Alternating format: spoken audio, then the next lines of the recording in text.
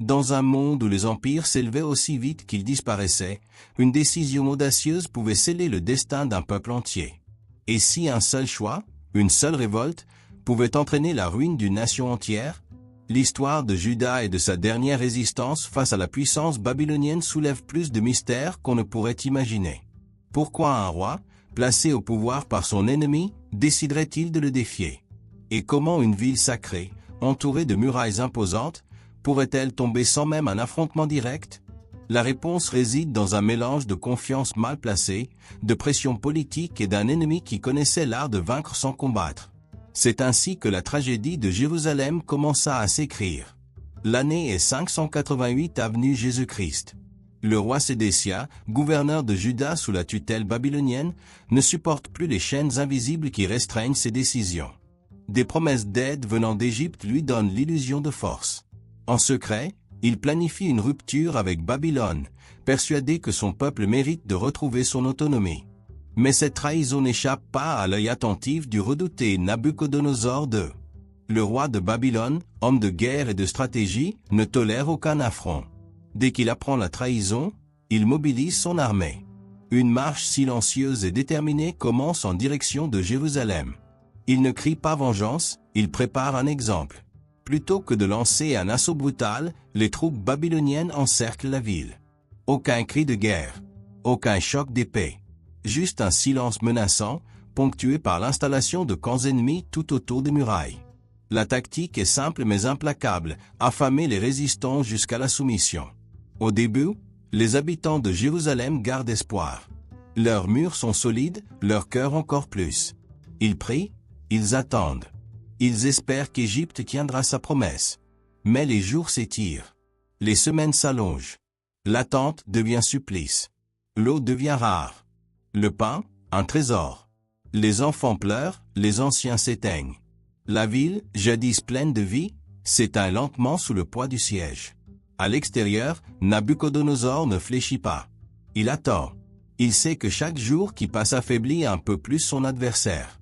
La chute de Jérusalem n'est plus une possibilité. Elle est inévitable. Et quand elle arrivera, elle portera un message sanglant à toutes les nations. Quiconque ose défier Babylone connaîtra le même sort. Dans une situation où l'espoir s'efface et où la faim ronge les âmes, comment réagiriez-vous si vos propres enfants n'avaient plus rien à manger? Que feriez-vous si l'eau que vous buviez devenait votre pire ennemi, source de maladie au lieu de vie? Ces questions, aussi dures soient-elles, étaient le quotidien des habitants de Jérusalem. Les plus faibles furent les premiers à succomber. Les cris des enfants affamés résonnaient dans les rues désertes, tandis que les aînés s'éteignaient lentement dans l'ombre de maisons en ruine. Les maladies, autrefois rares, se propageaient à cause de la malnutrition et du manque total d'hygiène. L'air même semblait chargé de souffrance. Les ruelles animées de la ville sainte s'étaient transformées en couloirs de silence et de mort. Les fontaines étaient à sec, les puits épuisés. Et dans ce paysage d'agonie, une seule voix osait encore s'élever, celle du prophète Jérémie. Mais qui écoute réellement lorsque la vérité dérange? Jérémie, messager d'un avertissement divin, appelait à la soumission face à Babylone. Il ne prêchait pas la peur, mais la lucidité.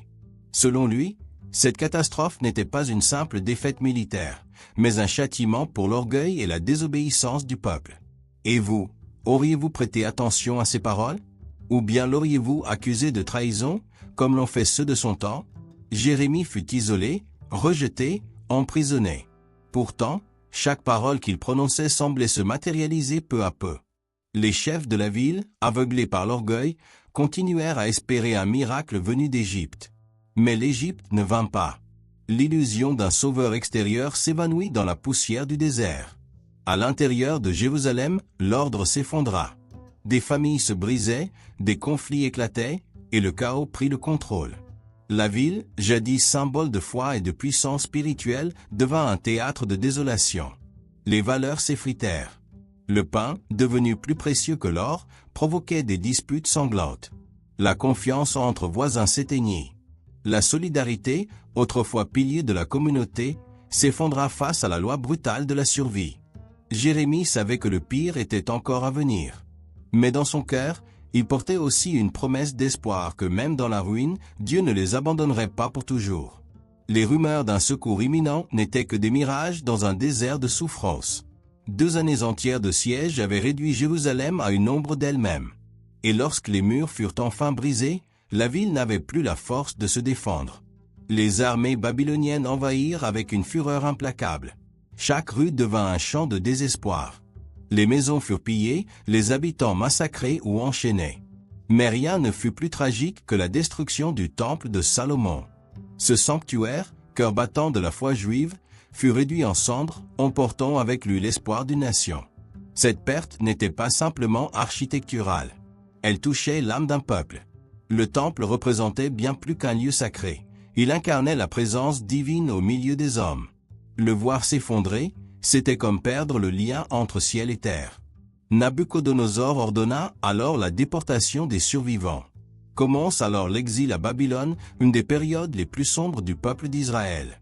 Arrachés à leur terre, éloignés de tout repère, les exilés auraient pu tout abandonner. Mais c'est dans cette douleur qu'ils trouvèrent une force nouvelle, la mémoire, la foi, l'espérance. Et nous, dans nos épreuves, savons-nous garder l'essentiel quand tout s'effondre autour de nous? Sommes-nous capables, comme eux, de transformer la ruine en renaissance? Les lamentations racontent cette souffrance, mais murmurent aussi une promesse, celle d'un Dieu qui, même dans le silence, prépare le retour. Car la fidélité ne se mesure pas dans l'abondance, mais dans l'épreuve. L'histoire de Jérusalem n'est pas seulement une tragédie ancienne.